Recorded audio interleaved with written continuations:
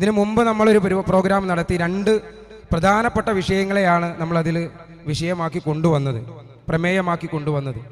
ഒന്ന്, ഈ ദുനിയാവിൽ മരണത്തിന് മുമ്പ് ജീവിക്കുന്ന ഒരു ജീവിതത്തിൽ നാം ശ്രദ്ധിക്കേണ്ട കാര്യവും മരണാനന്തര ജീവിതത്തിൽ നമ്മൾ എന്തൊക്കെയാണ് ശ്രദ്ധിക്കേണ്ടത് എന്ന 2 പ്രധാന വിഷയങ്ങളെ നമ്മുടെ സാമൂഹിക ഈ പശ്ചാത്തലങ്ങളെ മുൻനിർത്തിക്കൊണ്ട് ബഹുമാനായ നിഷാദ് സലഫിയും മുനവർ സലായും വളരെ നല്ല രീതിയിൽ തന്നെ അവതരിപ്പിക്കുകയുണ്ടായി. എന്തുകൊണ്ടാണെന്ന് അറിയില്ല, അതിന് തൊട്ട് ശേഷം ബഹുമാനായ KJയുടെ സെക്രട്ടറി ഹനീഫ് കായക്കൊടിയുടെ ഒരു പ്രഭാഷണം, വെസ്റ്റിൻ്റെ മലപ്പുറം വെസ്റ്റിൻ്റെ ജില്ലാതലത്തിൽ തന്നെ ഈ പ്രോഗ്രാം നടക്കുകയും വളരെ മോശമായി നമ്മുടെ പ്രവർത്തകരെ അല്ലെങ്കിൽ ഈ ഒരു സംവിധാനത്തെ, വിസ്ഡത്തെ, പ്രസ്ഥാനത്തെയൊക്കെ മോശമാക്കി കാണിക്കുന്ന രീതിയിലൊക്കെ സംസാരിച്ചുകൊണ്ട് കടന്നുപോയി. ജിന്നിനോട് വിളിച്ച് പ്രാർത്ഥിക്കുന്നവരാണ്, സഹായം തേടാൻ ആഗ്രഹിക്കുന്നവരാണ്, അല്ലെങ്കിൽ അത്തരത്തിൽ ജനങ്ങളെ പഠിപ്പിക്കുകയും അത് പള്ളിയറകളിലും വീട്ടുകളിലുമൊക്കെ അല്ലെങ്കിൽ ചെറിയ ചെറിയ പ്രോഗ്രാമുകളിലൊക്കെ അതിനെക്കുറിച്ച് ചർച്ച ചെയ്യുകയും അതിനുവേണ്ടി ഗവേഷണം ചെയ്യുന്ന ആൾക്കാരാണെന്നുള്ള രീതിയിലൊക്കെ വളരെ മോശമായി ഇവിടെ പ്രചരിപ്പിക്കുകയുണ്ടായി. മാത്രമല്ല, അത്തരത്തിൽ ആലോചിക്കുകയാണെങ്കിൽ നമ്മുടെ നാട്ടിലെ സമസ്തക്കാർ, നമ്മൾ ദീർഘമായി ഈ വാരണാക്കരയുടെ പശ്ചാത്തലം നോക്കുകയാണെന്നുണ്ടെങ്കിൽ ഇവിടുത്തെ കാരണന്മാർ ഇവിടുത്തെ പഴയ തലമുറയുടെ അടുത്ത് നിന്ന് അടിയും കുത്തുമേറ്റ് ഓടി അങ്ങനെ വളരെ കഷ്ടപ്പെട്ടാണ് ദീനി പ്രബോധനം നടത്തിയത്. അവരെക്കാൾ മോശമായ നിലക്ക്, അതല്ലെങ്കിൽ ഒന്നുകൂടി എടുത്തു പറയുകയാണെങ്കിൽ മക്കാ മുശ്രിക്കുകളേക്കാൾ മോശമായ നിലക്കുള്ള ഒരു അവസ്ഥയാണ് ഇന്ന് വിസ്ഡം ഇസ്ലാമിക് ഓർഗനൈസേഷൻ എന്ന് നാമകരണം ചെയ്യുക ഈ ഒരു കൊച്ചു സംഘടനയുടെ ഒരു പ്രവർത്തകർക്കും ഭാരവാഹികൾക്കും ഉള്ളത് എന്നാണ് വളരെ സാധാരണക്കാരായ പാവങ്ങളായ ഒരു നാട്ടിലെ ഒരേ കാലം കൊണ്ട് ആദർശ രംഗത്ത് സജീവമായി ജീവിക്കുകയും സുബഹി തൊട്ട് ഇഷാ വരെ പള്ളിയിൽ പോകാൻ സ്ത്രീകൾക്കും പുരുഷന്മാർക്കും അവസരം ലഭിക്കുകയും അത്തരത്തിൽ ജീവിതം മുന്നോട്ട് കൊണ്ടുപോകാൻ സാധിക്കുകയും ചെയ്യുന്ന ഒരു പാവം ജനതയുടെ മുമ്പിൽ ഇവിടെ അവതരിപ്പിക്കപ്പെട്ടത്. എന്തുകൊണ്ടോ എനിക്കറിയില്ല, 2-3 തവണ ആവർത്തിച്ച് പറഞ്ഞൊരു കാര്യം, നമ്മളൊരു സംഘടന, ഒരു രാഷ്ട്രീയ സംഘടനയെ പോലെ ഒരു അടിമത്വത്തിലേക്ക് അടിമകളായി ഒരു വിസ്ഡത്തിന്റെ പ്രവർത്തകർ മാറിയിരിക്കുന്നു എന്നാണ്. പക്ഷേ ആ സംസാരം കേൾക്കുമ്പോൾ നമുക്ക് മനസ്സിലാവും, മുന്നിലിരിക്കുന്ന സാധാരണക്കാരായ ദീനിനോട് സ്നേഹമുള്ള, കൂറുള്ള, ആത്മാർത്ഥതയുള്ള ആളുകളൊക്കെ ഇത്തരത്തിലൊരു അടിമകളായ നിലക്കായിരിക്കും എന്ന ബോധ്യത്തിലാണോ അങ്ങനെയൊക്കെ പറഞ്ഞു എന്നറിയില്ല. ഏതായാലും നമ്മുടെ നാട്ടുകാർക്ക് അതിനെക്കുറിച്ച് വ്യക്തമായ ധാരണയുണ്ട്. വിഷയങ്ങൾ ഒരു സദസ്സിൽ വന്നിരുന്ന് കേട്ട് പഠിക്കാൻ അവസരമില്ലാത്തവർ, അല്ലെങ്കിൽ അതിനെന്തെങ്കിലും തടസ്സമുള്ളവർ, ഭയമുള്ളവർ, അതിനല്ലാത്ത മറ്റു മാർഗങ്ങളിലൂടെ നമ്മളോട് കാര്യങ്ങൾ ചോദിച്ചറിയുകയും ആ പ്രസംഗത്തിലെ മുഴുവൻ വാചകങ്ങൾ, ഓരോ പ്രശ്നങ്ങളും ഓരോ കാര്യങ്ങളും എടുത്ത് കഷ്ണങ്ങളാക്കി അയച്ചു തന്ന് അതിൻ്റെ സത്യാവസ്ഥ, നിജസ്ഥിതി മനസ്സിലാക്കാനുള്ള ഒരു ആത്മാർത്ഥതയും സൗമനസ്യതയും ഈ നാട്ടിലെ ജനങ്ങൾക്കുണ്ടായി എന്നത് വളരെ സന്തോഷകരമാണ്. അത് നിലനിർത്തിയാൽ മതി. നമുക്ക് മെമ്പർഷിപ്പ് കൂട്ടേണ്ട ആവശ്യമില്ല.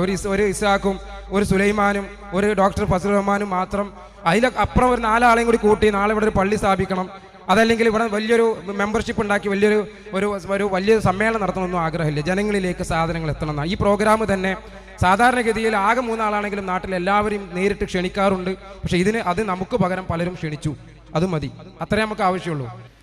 സ്വാഗത പ്രാസംഗികൻ മിസ്സബ് തങ്ങൾ സൂചിപ്പിച്ചതുപോലെ മനുഷ്യൻ്റെ മനസ്സ് കുടുസാവാൻ തുടങ്ങിയാൽ പിന്നെ അതിന് യാതൊരു നിർവാഹമില്ല.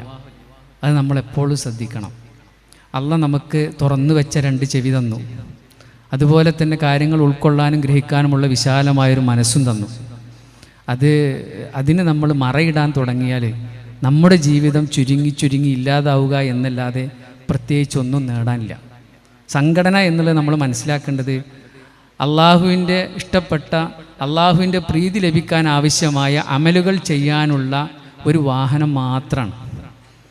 അതിനപ്പുറം ഇവിടെ KJU സംസ്ഥാന സെക്രട്ടറി സൂചിപ്പിച്ചതുപോലെ പിന്നെ ഒരു തരം അടിമകളായിക്കൊണ്ട് എന്ത് ചെയ്യരുത്, പ്രിയപ്പെട്ട സഹോദരങ്ങളെ, നിങ്ങൾ മാറിപ്പോകരുത്. അത് വളരെ ശ്രദ്ധിക്കണം.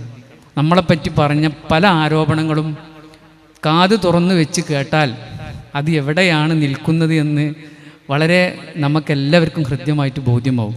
വളരെ സങ്കടത്തോടു കൂടി തന്നെയാണ് ഈ കാര്യങ്ങൾ പറയുന്നത്. അള്ളാഹുവിൻ്റെ പ്രീതി മാത്രം ആഗ്രഹിച്ചുകൊണ്ട് തൗഹീദ് അനുസരിച്ച് ജീവിക്കുന്ന ഒരു വിഭാഗത്തെ മുശ്രിക്കുകളും അതിനേക്കാൾ ഉപരി മക്കാ മുശ്രിക്കുകളേക്കാൾ മോശപ്പെട്ട ആളുകളുമായി ഇത്രയും ഉന്നതരായ ആളുകൾ, വളരെ വിശിഷ്ടരായ പല നേതാക്കന്മാരും ഇരുന്ന കസേരയിലിരിക്കുന്ന ഈ മാന്യദേഹങ്ങൾ പറയുമ്പോൾ അവരുടെ നിലവാരം നമ്മൾ വല്ലാതെ താന്നു പോയി എന്നുള്ളത് ഒരു വസ്തുതയാണ്. മാത്രമല്ല ഒരൊറ്റ കാര്യം സൂചിപ്പിക്കാനുള്ളത്, ഇൻഷാ അല്ലാഹ് നാളെ പരലോകത്ത് നിങ്ങൾ വരും. ഇവിടെ പ്രസംഗിച്ച മാന്യദേഹവും അതിന് വേദി ഒരുക്കി കൊടുത്ത ആളുകളും നാളെ പരലോകത്ത് വരും. അന്ന് ഞങ്ങൾ നിങ്ങളെക്കുറിച്ച് പരാതി പറയും, ഉറപ്പാണ്. അവിടെ വെച്ച് നമുക്ക് ഇൻഷാ അല്ലാഹ് അതിൻ്റെ ബാക്കി ഭാഗം കാണാം. അതെല്ലാം നിങ്ങൾക്ക് തിരുത്താൻ ആഗ്രഹമുണ്ടെങ്കിൽ ജനങ്ങൾക്ക് ആവശ്യമുള്ള എന്തെല്ലാം കാര്യങ്ങളുണ്ട്. എവിടെ പോയി സഹോദരന്മാരെ നിങ്ങളുടെ നല്ല ശബ്ദം? എവിടെ പോയി നിങ്ങളുടെ നല്ല സമയം? അതിനു വേണ്ടി നിങ്ങൾ ഉപയോഗിക്കണമെന്നാണ്. അതല്ലെങ്കിൽ അത്തരത്തിലുള്ള ചിട്ട നിങ്ങളുടെ പണ്ഡിതന്മാരെ നിങ്ങൾ പഠിപ്പിക്കണമെന്നാണ് വളരെ വിനയമായി ഞങ്ങൾക്ക് പറയാനുള്ളത്. അതല്ലാതെ നാട്ടിൽ ഒരു തരം ഹാലടങ്ങി നടക്കുന്നൊരവസ്ഥ, എന്തുമാത്രം പ്രയാസമാണ് ചിലരുടെ എല്ലാം മുഖത്ത് നമുക്ക് കാണാൻ പറ്റുന്ന വെച്ചിട്ടാ. എന്തിനു വേണ്ടി?